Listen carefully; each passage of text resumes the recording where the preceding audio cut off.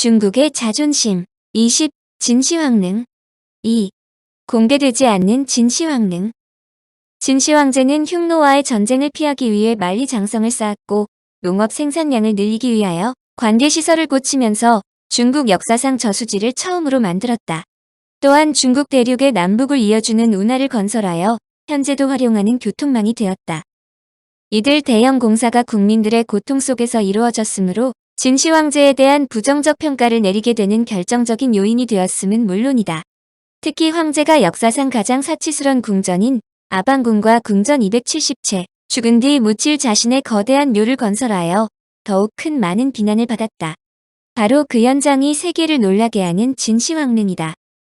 진시황릉의 공사가 상상을 초래했다는 것은 여러 기록으로도 전해진다. 우선 진시황제는 즉위 직후부터 자신이 죽은 뒤 묻힐 안식처를 승상 이사로 하여금 건설토록 했는데 70만 명이나 동원했음에도 완성치 못했다. 당대에 즉위하자마자 자신의 능을 짓는 것은 관리나 마찬가지인데 생전에 무덤을 만들면 정해진 수명보다 오래 산다고 알려졌기 때문이다. 중국에서 생전에 짓는 무덤을 수궁이라 부른다. 여하튼 진시황제는 즉위 후 35년이 지났음에도 공사를 완료하지 못하고 2세 황제 호해가 우여곡절 끝에 완성했다.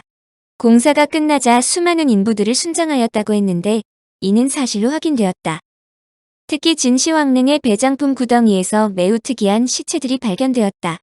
그중 남자 5명과 여자 2명이 묻힌 무덤에서는 금, 은, 비단으로 장식된 호화로운 부장품이 발견되었으며 이들은 모두 20살에서 30살 사이로 비슷한 또래였다. 어떤 유골에는 사지가 절단된 자국이 남아있고 어떤 유골은 턱뼈가 탈구되어 있는데 이는 교살당했다는 증거다. 심지어 두개골 속에 청동화살촉이 박힌 채 남아있는 유골도 있었다. 학자들은 이들을 호해의 형제자매로 추정한다. 이를 감안하면 장자인 부소가 한 거를 했더라도 결국 살해되었을 것으로 추정한다. 진시황릉의 소위 본체가 훼손되지 않은 상태에서 아직도 지하에 온전하게 있다는 사실을 확인한 전 세계 학자들은 물론 중국 지방정부 관리들이 진시황릉을 발굴하여 그 실상을 알려주자고 재촉했다. 그러나 진시황릉 자체에 대한 발굴은 곧바로 반대에 부딪혔다. 우선 진시황릉의 구조 및 현황에 대한 자료가 없으므로 이를 현재의 발굴 기술로 발굴하다가는 무덤을 훼손할 수 있다는 점이다. 더구나 지하에 있는 수많은 수은에 의해 발굴 요원들이 크게 상할지도 모른다는 지적도 제기되었다. 결국 중국 정부는 아직 발굴에 대한 능력이 부족하다며 이를 각하했다. 국가문물국의 송신조는 그 이유를 다음과 같이 적었다. 기술이 아직 미흡한 현 상황에서는 제왕릉을 발굴할 수 없다. 특히 대형 묘장의 발굴은 그에 상응하는 기술적 여건이 아직 미흡하다. 그 중에서 가장 어려운 점은 인력과 자금 부족이다. 문물보호에 종사하는 전문 연구원의 수가 부족하며 특히 원사급의 문물보호 전문가가 부족하다. 따라서 보다 잘 보호하려는 각도에서 본다면 발굴하지 않고 묘장인 채로 남겨두는 것이 현명하다. 그렇게 지지부진하게 진행된다면 진시황릉이 언제쯤 모두 발굴되겠느냐는 질문에 중국의 한 고고학자는 이렇게 대답했다. 인내는 중국의 미덕이다. 발굴이 1000년을 더 갈지도 모른다. 그때는 우리도 유물이 되어 있으리라. 중국의 이러한 발굴 불가라는 결정에 수많은 학자들이 다음과 같은 이유를 언급하며 조사를 해야 한다고 요구하였다. 1. 진시황릉은 지진대 위에 서 있고 지하에 매장되어 있는 부장품들을 보호하기 위해서라도 발굴을 진행해야 한다. 2. 진시황릉을 발굴하면 관광업을 크게 발전시킬 수 있다. 3. 도굴을 방지하기 위해 하루빨리 발굴해야 한다. 그러나 중국은 발굴이 오히려 유물을 보존할 수 있는 기회라는 학자들의 주장에도 중국의 고고학 기술이 진시황릉과 같은 거대한 역사지구를 발굴하는 데에는 충분치 못하다며 반대했다. 중국 정부가 이와 같이 완고한 주장을 견지하는 것은 진시황릉과 한 틀에 있는 병마용갱의 경우 외부 공기에 노출되면서 겉면에 화려하게 칠해져 있었던 색이 떨어져 나가는 것을 막지 못한 이력이 있기 때문이다. 중국은 진시황릉 발굴을 위해서는 일단 관련 기술과 조사가 선행되어야 한다는 점을 공식 방침으로 내세워 정식 발굴을 금지하였다. 진시황릉 발굴에 대해서는 중국과 일본의 정상회담에도 주제로 등장했다. 일본의 다나카 수상이 주은레 총리에게 진시황릉의 발굴 자금을 일본이 모두 부담하고 출토되는 유물을 반반씩 나누자고 제안했다. 그러나 주은래 총리는 다음과 같이 말하면서 거절했다. 진시황릉을 파면 일본을 사고 남을 보물이 나올지도 모르는데 무엇이 급하다고 일본의 돈을 빌려 발굴하겠어. 제프리 리겔 교수는 지하궁전 즉 현궁의 참모습을 연구하면서 놀라운 사실을 발견했다. 사마천은 진시황이 자신의 지하궁전 바닥에 수은을 담은 강과 바다를 만들었다고 했는데 실제로 무려 500톤이나 되는 수은의 강과 바다가 있었다. 진시황제의 무덤은 2개의 디귿자형 피라미드로 축조되었고 지하궁전은 진시황제가 통일했던 중국 영토의 모습을 하고 있었다. 수은이 아직도 무덤 안에 남아있다는 이 무덤은 도굴되지 않았다는 것을 의미한다. 만약 진시황릉이 도굴되었다면 수은이 즉시 공중으로 날아가 모두 사라져야 하기 때문이다. 학자들은 무덤 안에 수은을 넣는다는 것이야말로 당대의 과학을 보여준다고 설명한다. 우선 휘발성이 매우 강한 수은 기체는 인체에 치명적이어서 도굴꾼의 침입을 방지하는 강력한 무기가 된다. 또 다른 면은 수은이 진시황제가 원하는 영생을 다독거릴 수 있다는 것이다. 그동안 학자들은 진시황제가 더운 여름에 갑자기 사망했고 또한 지방에서 서안까지 시체를 운반해야 했으므로 시신이 부패돼 그의 무덤에는 100골만 안장돼 있을 것으로 추정했다.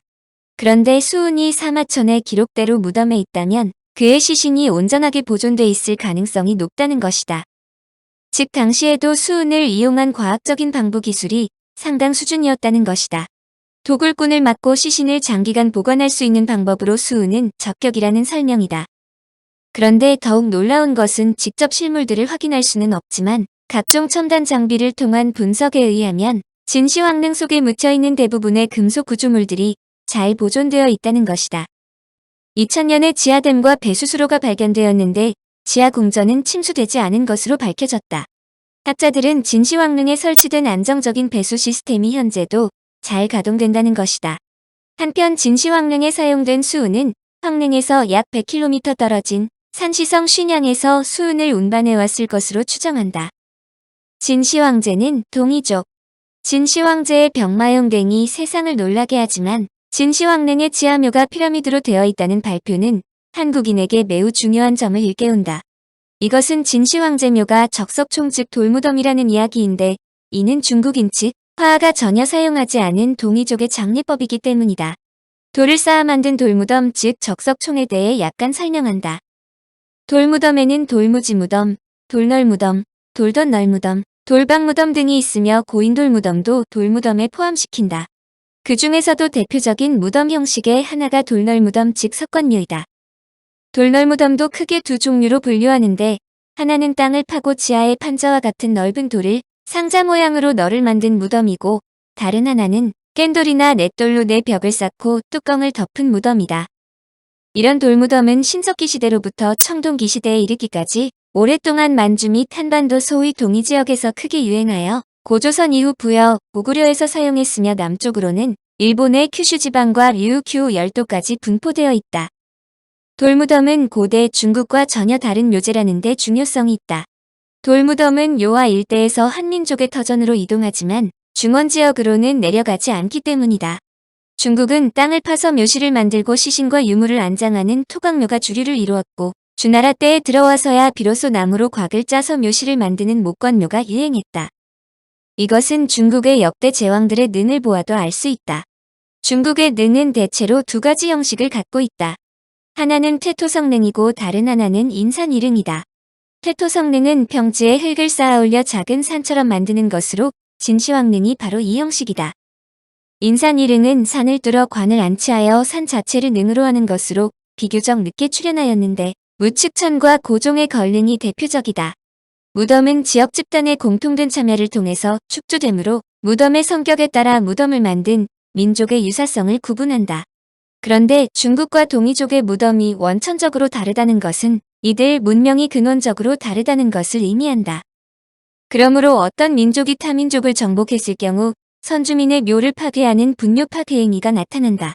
이것은 분묘가 제사 행위의 장소로 자신과 선조와의 계승관계를 확인하는 행위로 간주되기 때문이다. 한편 고고학에서 완벽한 구조를 갖춘 제도화된 무덤의 존재는 그에 상응하는 일정한 수준의 정치체의 존재를 입증하는 것이라고 설명한다.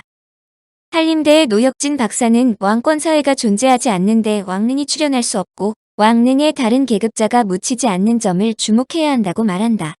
특히 왕릉과 일정한 지배자에 속한 자의 무덤은 항상 그 사회의 중심적인 의미를 지닌 특정한 지위를 보장받는다.